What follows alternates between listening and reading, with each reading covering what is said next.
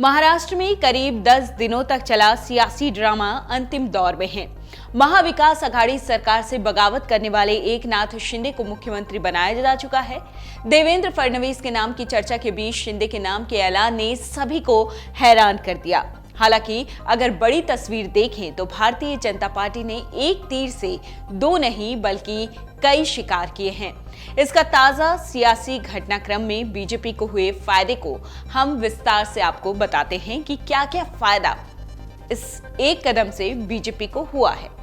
पहला तो ये उद्धव ठाकरे के खेमे के इस तर्क का जवाब था कि बीजेपी ने सेना के एक मुख्यमंत्री को हटा दिया। दूसरा, इससे एक बड़ा संदेश ये गया कि बीजेपी अपने सहयोगी दलों का खास ख्याल भी रखती है।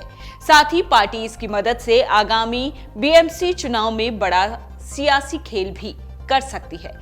फिलहाल सभी की नजरें बीएमसी चुनाव पर ही टिकी हुई हैं, जहां 25 सालों से शिवसेना का कब्जा जमा हुआ है। बीजेपी ने उद्धव के सामने अब एक और बड़ी परेशानी ये भी खड़ी कर दी है कि वो अब अपने पिता बाला साहेब ठाकरे के नाम का हमदर्दी या सियासी फायदा नहीं ले पाएंगे। बीजेपी के एक नेता ने कहा है कि ये उद्धव को हटाने का एकमात्र तरीका था। बीजेपी के लिए एक बदले के साथ साथ भविष्य के लिए सुरक्षा उपाय भी है ये।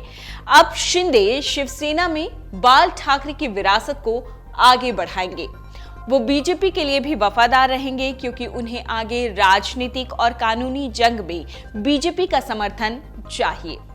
पार्टी के एक रणनीतिकार के मुताबिक ये भरोसा है कि शिंदे की अगुवाई में बड़ी संख्या में सैनिक बीजेपी के पक्ष में आएंगे। उद्धव की तुलना में शिंदे सेना और भी ताकतवर बनकर सामने आएगी।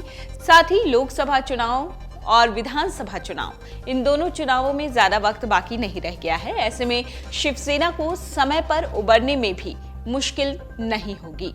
अगली बड़ी वजह, एकनाथ शिंदे मराठा नेता हैं। ऐसे में बीजेपी को 30% आबादी तक पहुंच बनाने में भी आसानी होगी। बीजेपी को बीती सरकार में मराठा कोटा आंदोलन का सामना करना पड़ा था। साथ ही पार्टी ने ब्राह्मण चेहरे को सीएम चुना था, जिसके चलते समुदाय नाराज हो गया था। रिपोर्ट्स की माने तो बीजेपी का ये भी मानना है कि वो शिंदे को दिए अपने समर्थन के साथ गरीबी, मराठा और ओबीसी को भी लुभा सकती है, जिन्हें सेना का मजबूत समर्थन हासिल था। महाराष्ट्र में जो भी हुआ है, इसके बाद यहाँ की सियासत पूरी तरह से बदलती दिखाई दे रही है। पहले तो जब एकनाथ शिंदे बागी विधायकों के साथ गुवाहाटी चले गए तो बीजेपी ने कोई बयान देने की जगह सिर्फ वेट एंड वॉच की नीति अपनाई। इसके बाद जब सरकार बनाने की पहल की तो भी मुख्यमंत्री का पद एकनाथ शिंदे को ऑफर कर दिया। पार्टी ने यह संदेश देने की कोशिश की कि बीजेपी सत्ता की लालची नहीं है। शिंदे को मुख्यमंत्री बनाकर बीजेपी ने यह दिखाने की कोशिश की कि उसने हिंदुत्व के लिए ये बलिदान दे दिया। वहीं इस पूरे कदम से बीजेपी ने एक बड़ा दांव खेल दिया, वो है उद्धव ठाकरे और शिवसेना को अलग करने का प्लान। एकनाथ शिंदे का ये दावा है कि उनका गुट ही असली शिवसेना है।